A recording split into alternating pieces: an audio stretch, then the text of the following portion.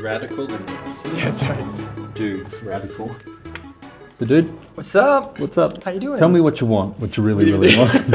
I wanna. So, well, today, guys, by the way, welcome to the little channel that couldn't. Welcome. We're going to have a, yeah, I'm Ben.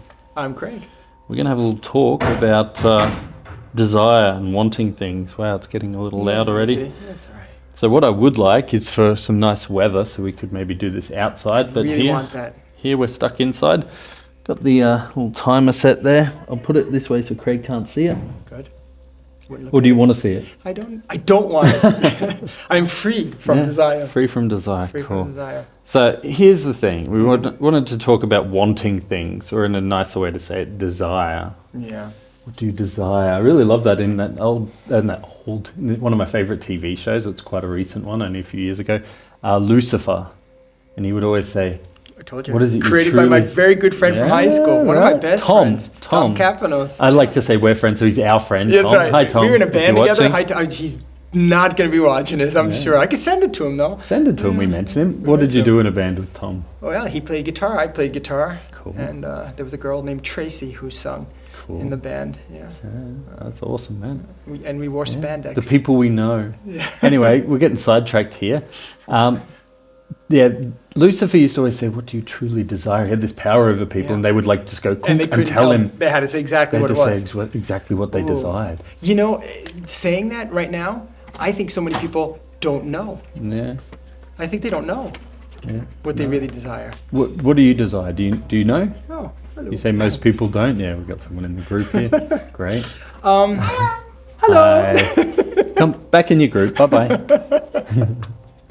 We wish we didn't have any distractions. Yeah, I don't want distractions in the group. Bang. Bang. Oh no, that'll be in the video. Okay, that's why, guys. Just so you know, that's why the camera stayed on me for a while there and didn't go to Craig while he was talking, because we don't want anyone else in the picture. That's not what we want. That's not what we want. Okay. All right. Oh, so that's the thing. I think people think they know what they want sometimes, but maybe they don't really know what they want. To really know deeply what you really want and what can really make you happy, that's a tricky one.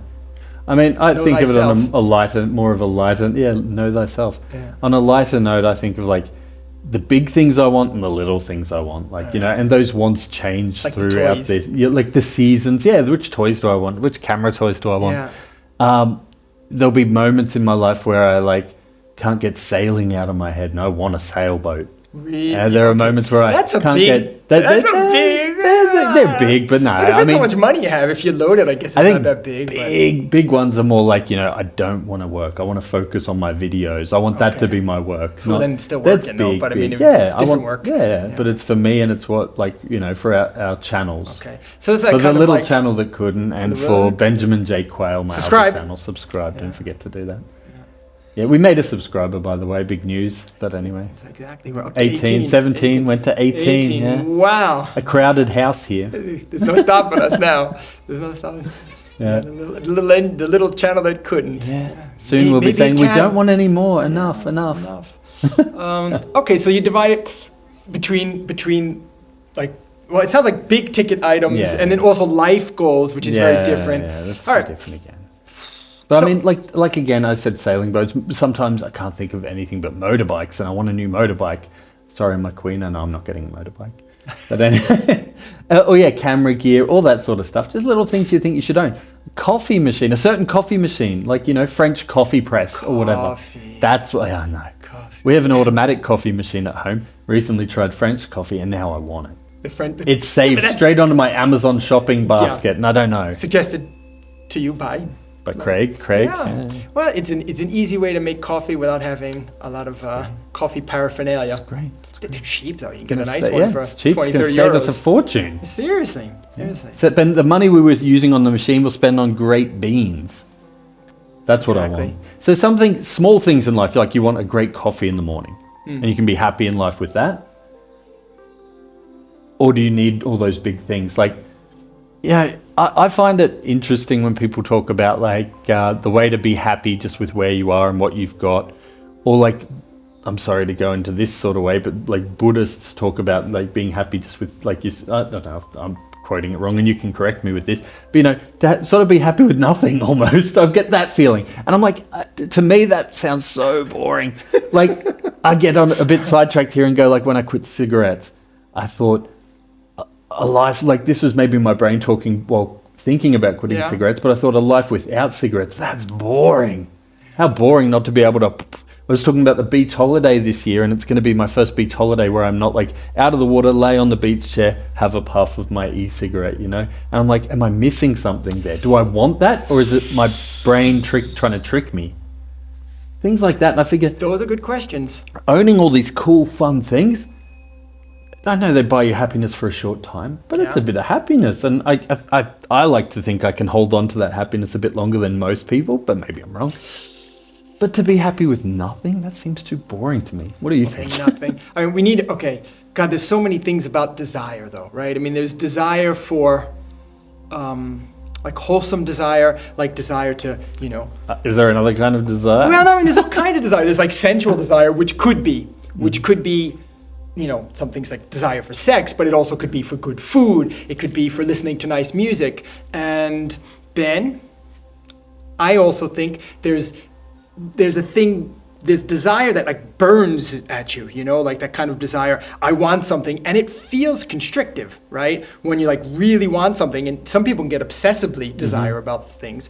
But then there's desire that's to do good in the world, right? But the motivation could be different either time. And I think what comes underneath the desire maybe matters. Like, is it greed? Right? Is it for your own image? Yeah, for your own image, ego. But even like desiring to do good in the world, it's because I'm going to be a good person, right? So because look at how everyone look at me when I am. I'm a philanthropist. For sure. I mean, to know. Look at all the money I raised for all those poor people.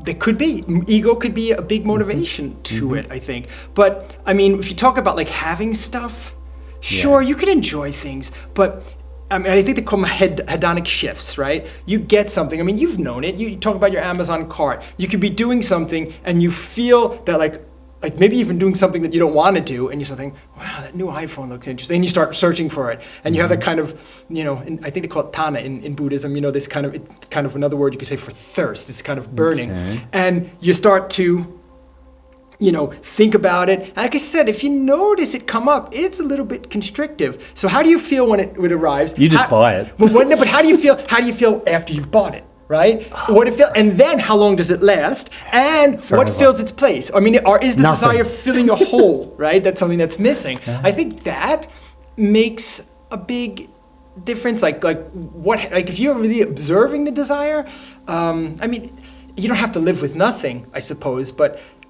how much is stuff filling an empty void, and does it really bring lasting happiness? I mean, you can have nice stuff, but I mean, I think there are probably lots of people who keep buying and buying and buying, trying to fill kind of a void they feel. And I don't think that'll work, because as soon as you buy something, like you think about it, and you like get excited about it, then you buy it, and yeah, it's cool, but then it usually, I don't know. I mean, what do you notice when you put something in your Amazon basket? When you buy it, do you move on quickly to putting new things in your Amazon basket? Oh, yeah. My Amazon basket is full, and it's full of stuff, like I said, that I want at that time. Or like when I've been into a certain thing, like my motorbikes, then the whole basket. I can go through my time, like go back through my basket, because there's like, 100 things still in there. And I go, no, show me more from the past. And I go, that exact period. It's like when people dig through the layers of earth to see what happened 1,000 years ago or something. Brilliant. You're digging through and you're going, oh, that's when the people were into motorbikes. That's when humans were into sailing. All applied to your desire. Yeah. Like that's what I can look through into my past. That's why I like my basket full, because things go in and they never come out. I mean, I do a random cleaning once every couple of years, I guess, but wow. It's a full basket. But even this is an interesting thing to observe.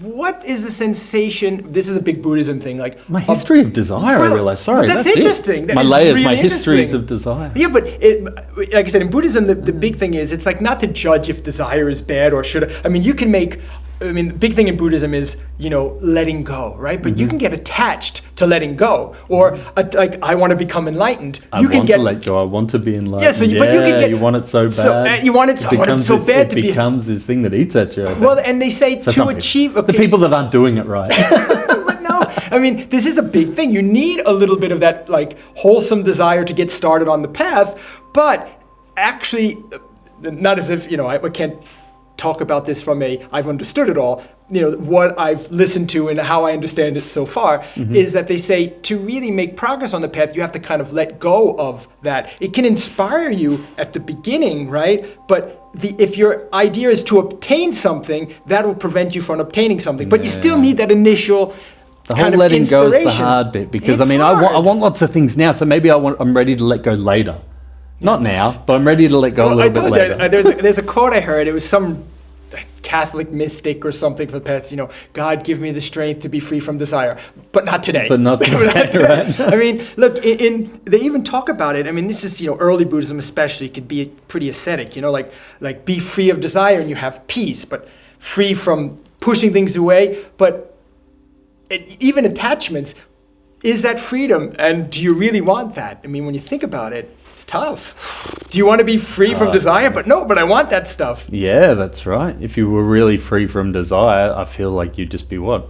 A robot walking around. Do we all want the same thing? Nothing. We all want nothing. Yeah. We all want nothingness. And that's wanting something. But even, I don't know. Yeah, I know. I mean, I think even though when you talk about things like, love and I can go on about this stuff for days here. Oh, stop that. All right. And we can just wind this up Wind it down. slowly. Look.